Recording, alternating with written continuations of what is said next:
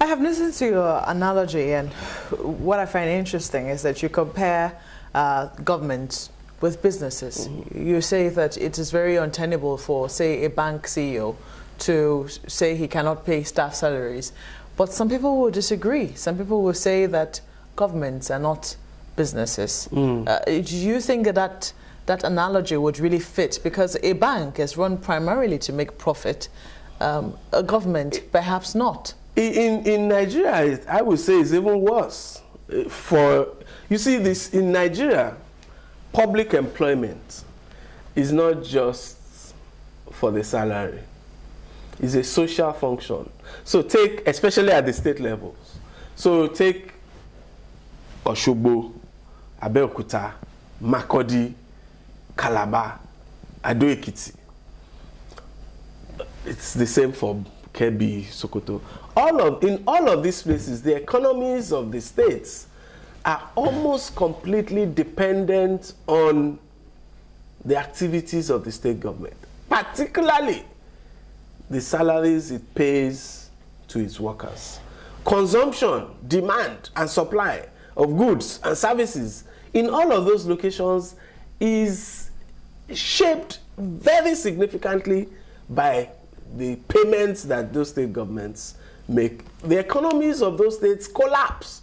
And you've seen churches and so on, and even emergency management authorities stepping in some states. It's an emergency. Yeah. So it's actually worse than the case of a business.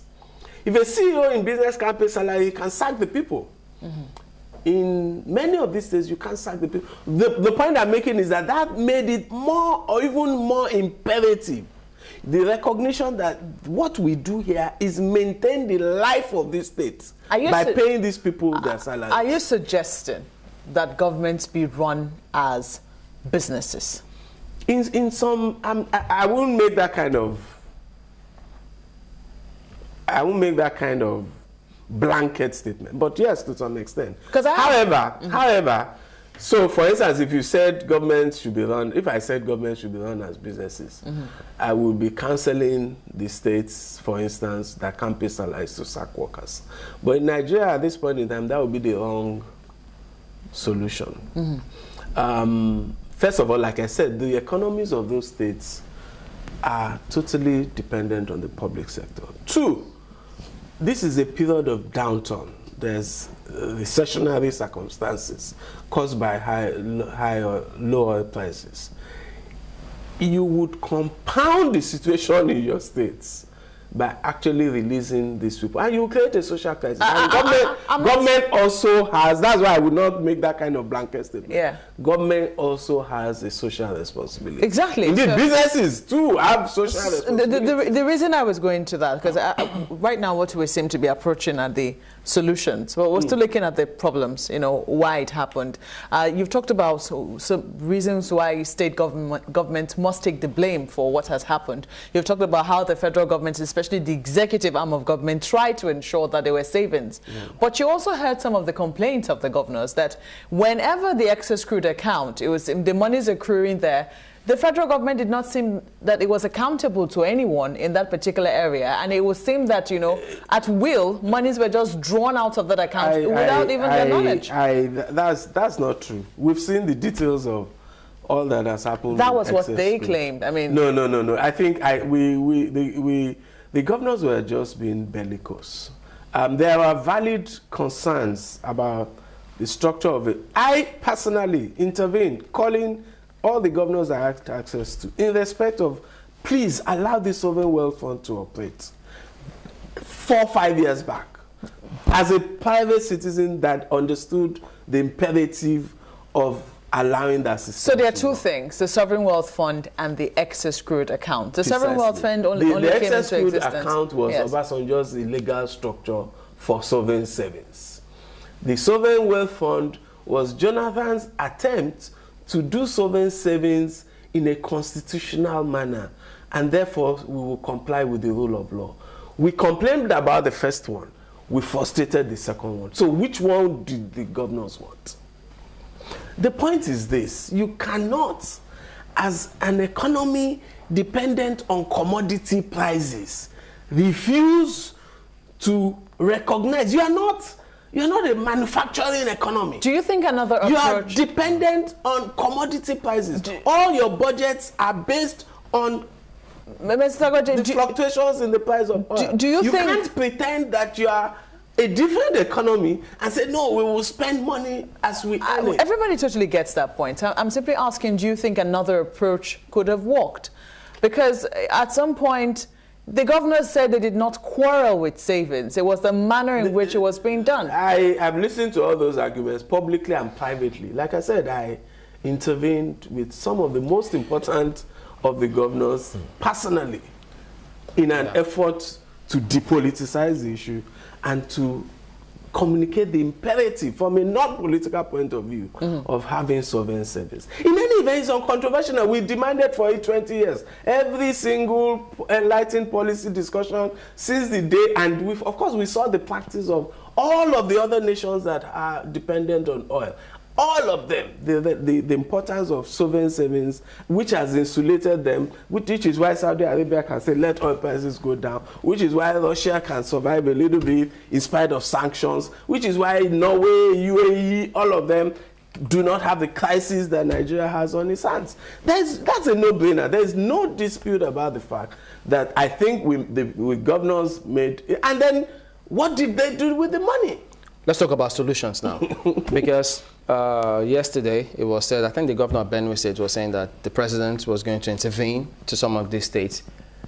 How long will he do that, and should he do that? Because if he does that, will the states keep relying on that? Would that be a solution? I personally have reservations about the presidency creating a new line of debts in Nigeria called states' debts to the federal government. It's easy to start. I know Nigeria. When will it end? How will it end? That's the first point. But secondly, I may be very reluctantly, given the fact that it is poor people, civil servants that are suffering, and the governors in those states, many of them have simply said, we don't know what to do about it. There's nothing we can do. It's a quagmire. So given that shocking, and for me personally, very embarrassing position, I would very reluctantly consider, not even agree, consider a scenario in which the federal government does intervene. However, I would insist that it should be based on, it's almost like somebody approaching a lender for a loan. So you pay back. It must be based on a clear structure. How are you going to pay back? How are you going to restructure your finances such that this does not happen again? It's just like when a country approaches the IMF. What will you do to your public finances? How did you get in? A proper diagnostics and maybe a maximum of a 12 to 18 month arrangement that says, okay, we shall do this, do this, do this. These are the contracts we are paying. We will pay down in 6 months. We will do it. It should be clear. Otherwise, we will create a permanent line of indebtedness, which will become a problem for Nigeria's public finances. And you say the area of prioritizing tasks should also be looked into. Of course, you will show, just like you're talking to you say, I will increase my taxes, yes. I will do this, I will cut down this, I will stop all of this, I will restructure my finances, you would have a clear plan, and it will be subject to that plan. Because you made an interesting point talking about contractors or contracts and versus salaries payment. Yeah, but precisely the point, which is why I think, of course, which is what makes this worse. If we thought that this was a honest, sincere problem in which some intervening variable had come in. But guess what? The other factor which I want to highlight is this. If you look at all of those states that are in deepest trouble, you will find there's one thing common to all of them, or most of them. Those are states that don't retain capital. So the commissioners are all appointed from Lagos, or in some cases even from abroad. The contractors come from China, Lagos, Port Harcourt. So people fly into Oshogbo, Ekiti, Abeokuta, all of that. They get contracts.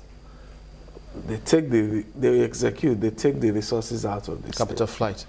So even though it's a state, but it needs capital reinvestment. So everything goes in there, and that's what with due respect to them, that may have been what the people of Ekiti were hinting at in the last elections in that state. They had, as unsophisticated as they were, they had come to recognize that the capital doesn't stay in this state. We want the capital to stay.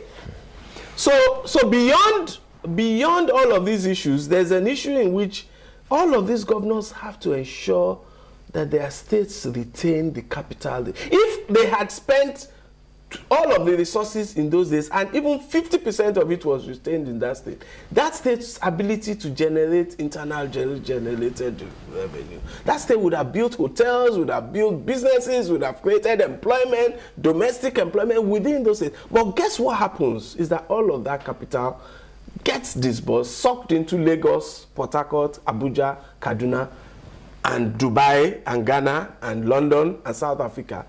And the states remain exactly as they were. Well, what a picture. But all of that needs to be sorted out. I know some clients will say, if you can't do this, resign. But who knows how this will play out. That's not a realistic political situation solution. Thank you for coming on this morning. We'll be back after the break. Don't go away.